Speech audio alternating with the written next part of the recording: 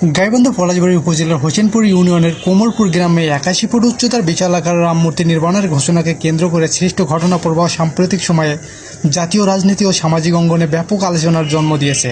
এই ঘটনার নৈপথ্যে রয়েছে এক অভাবনীয় অর্থনৈতিক উত্থান, ধর্মীয় আবরণে নানাবিধ কর্মকাণ্ড এবং পরবর্তীতে উদ্ভূত আইনি ও সামাজিক জটিলতা।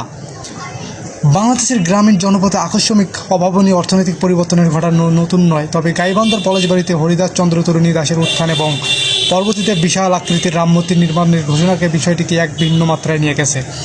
সাধারণ জীবনযাত্রা থেকে হঠাৎ করে বিপুল বিত্ত বৈভবের মালিক বনে যাওয়া এবং ধর্মীয় অপকাঠামোর নির্মাণের আড়ালে নানাবিধ সন্দেহজনক কার্যক্রমের সুযোগ পুরো ঘটনাটিকে একটি বহুমাত্রিক বিতর্কে পরিণত করেছে।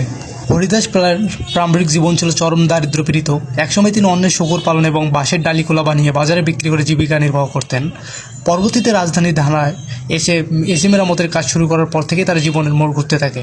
অর্থনৈতিক পরিবর্তন ও অবকাঠামো নির্মাণ ২০২০ সালের দিকে তিনি তার নিজ গ্রামে কোমরপুরে ফিরে মধ্যরামচন্দ্রপুর গ্রামের ৭৬% দেবোত্তর সম্পত্তির উপর গড়ে তোলেন একটি বিশাল কালী মন্দির ও গুরুকুল আশ্রম।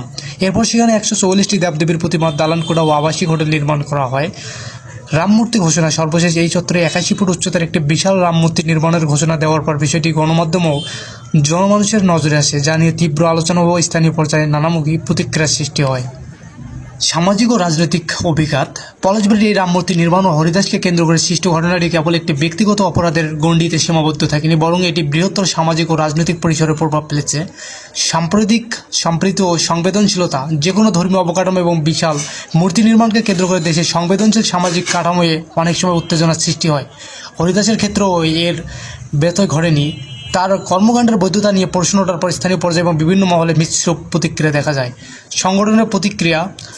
হরিদাসকে গ্রেপ্তারের পর তার মুক্তির দাবিতে বিভিন্ন সংগঠনের পক্ষ থেকে মানববন্ধন ও বিক্ষোভ মিছিলের মতো কর্মসূচি পালিত হয়, যা বিষয়টিকে ভিন্ন মাত্রার রাজনৈতিক ও সামাজিক অপরাধমূলক কর্মকাণ্ড আইনি পদক্ষেপ। হরিদাসের এই আকস্মিক ধনকুবে হয়ে ওঠার পেছনে অবৈধ আর্থিক লেনদেন ও প্রতারণার অভিযোগ রয়েছে। তদন্তকারী সংস্থা আইন শৃঙ্খলা রক্ষাকারী বাহিনীর তথ্য অনুযায়ী তার ব্যাংক হিসেবে প্রায় ১০ কোটি টাকার সন্দেহজনক লেনদেন এবং হুন্ডির মাধ্যমে অর্থ লেনদেনের প্রমাণ পাওয়ার জন্য সিআইডির পক্ষ থেকে মানি লন্ডারিং প্রতিরোধী আইনে মামলা দায়ের করা হয়।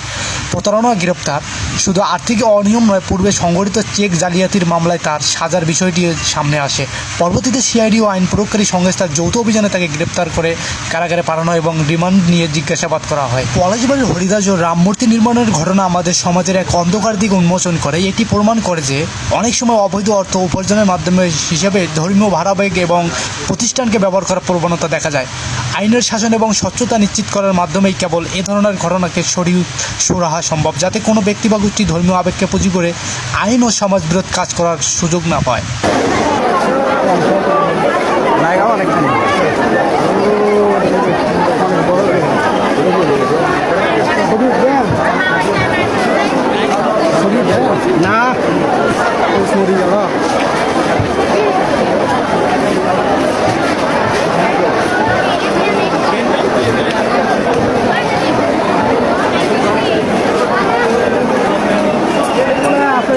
না নাই তো তাই শালা তুমি মনে হয় কাজ হয়ে গেছে, কাজ হয়ে গেছে ওই দিক না যায়, এই দিক দিয়ে যায়।